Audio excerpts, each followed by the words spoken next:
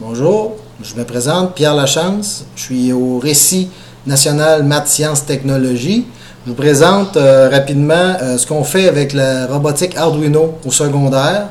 On peut aller dans votre milieu, travailler avec vous une journée de temps à cette technologie-là, donc à développer des projets en lien avec la robotique Arduino. Donc, qu'est-ce qu'Arduino? C'est ça ici. Donc, c'est tout simplement ce microcontrôleur-là ici. Nous, on prend Arduino Uno, donc c'est un petit microcontrôleur pas très cher, à peu près 7 $, qui nous permet de faire des robots quand même quelque chose d'intéressant. Donc, microcontrôleur, c'est quoi? C'est tout simplement une carte électronique avec des entrées, des sorties. On peut programmer la carte à l'aide d'un langage que je vous présente tantôt. Donc ça, c'est Arduino, c'est ça. Le reste, c'est des pièces électroniques qu'on va utiliser pour créer des robots, différents robots. Donc ici, je vous présente un des robots qu'on a développé, pas qu'on a développé, mais qu'on utilise. Donc c'est tout simplement ici un robot qui peut se déplacer, 2 roues, 2 moteurs, une roue pivotante à l'avant, notre électronique Arduino, piles, radar. On peut avoir différents capteurs là-dessus également qu'on va utiliser. Donc, comme vous voyez, c'est des fils spaghetti. Donc, on a les fils. Ben, c'est un avantage pour nous, je pense, en sciences et techno au secondaire. C'est qu'il faut comprendre un peu davantage les circuits que juste au primaire. Faut voir, le plus, le moins a son importance. On va voir les piles. Donc, c'est davantage, je pense, près du programme de formation. Ici, le châssis venait avec le kit. On pourrait ne pas donner ce châssis-là aux élèves et leur demander d'en créer un, d'avoir une tâche de conception de châssis qui permet d'avoir un robot comme ça ici. Donc, ça peut être une tâche intéressante à vivre avec les élèves. Quelque chose de différent que des kits déjà montés, un peu comme Lego, par exemple. Ici, ben, c'est une tâche ici. Donc, on a pris un bouchon de 4 pouces pour faire notre châssis. Donc, un autre type de robot. L'espace pour le radar à l'avant. On a mis les pièces électroniques dans un châssis comme ça. Donc, il y a d'autres types de châssis qui peuvent être créés, bien sûr. En parlant d'autres types de châssis, ben ici, donc si vous avez la chance d'avoir une imprimante 3D dans votre milieu, ben on peut demander aux élèves de dessiner un châssis, un peu comme ça ici, pour venir insérer les moteurs, venir insérer une roue à l'avant, placer notre carte Arduino, les piles, etc.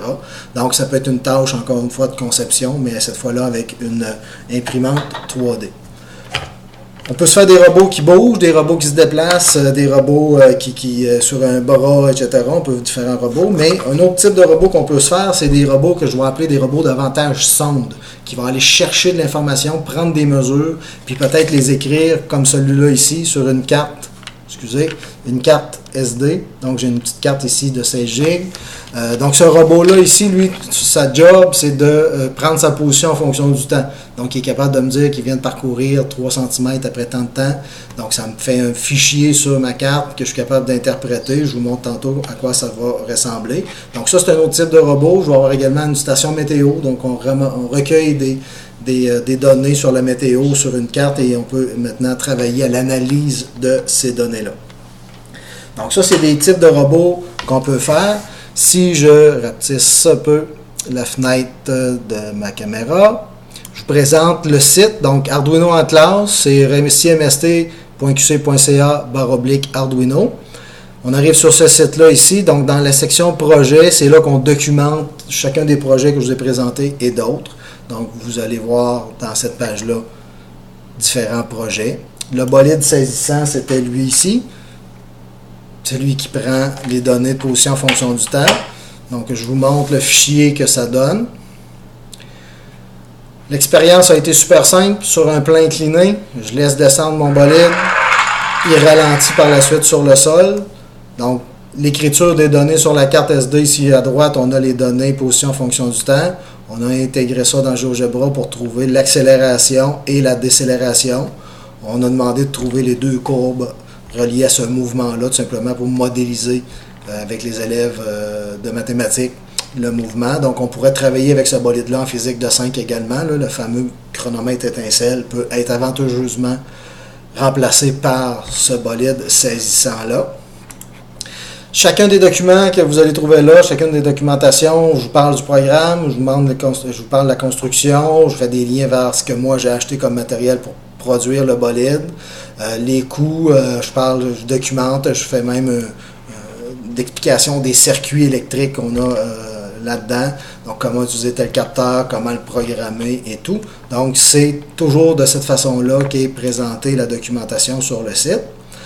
Juste rapidement, un petit pouce basilic ici. Donc, on avait créé un arroseur automatique pour mes basiliques. Donc, avec 2 clous ici qu'on met dans le sol. Donc, plus le courant passe entre les 2 clous, plus l'humidité du sol est abondante.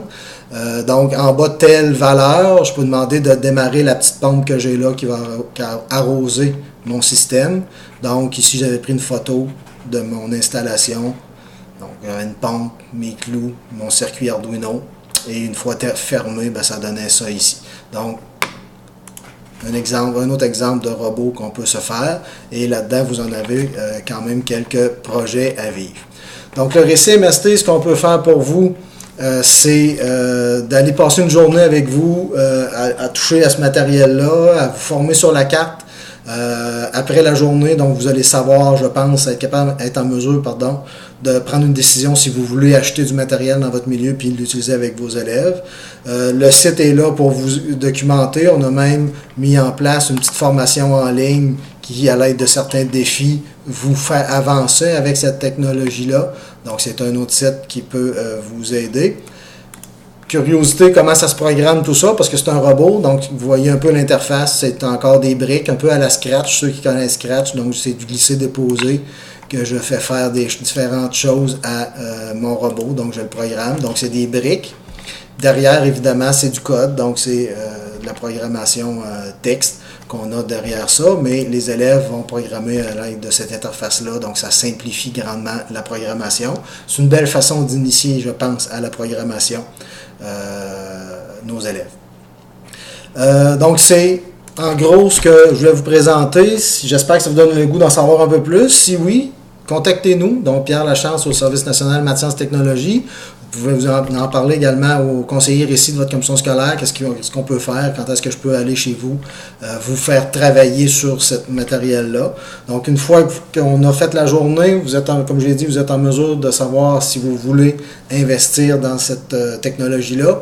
Si oui, ben nous, on a des documents, des liens pour vous permettre d'acheter, faciliter un peu les achats parce qu'il n'y a pas de kit. C'est pas comme les autres technologies. On ne peut pas se faire venir un kit, dire OK, c'est ça qu'on a besoin. Donc, il faut le créer à quelque part, notre kit, mais on peut vous aider là-dedans à avancer et ensuite, on peut vous aider à créer vos projets à vivre avec les élèves. Donc, vous êtes intéressé à Arduino, robotique au secondaire, faites-nous signe, ça va nous faire plaisir de travailler avec vous.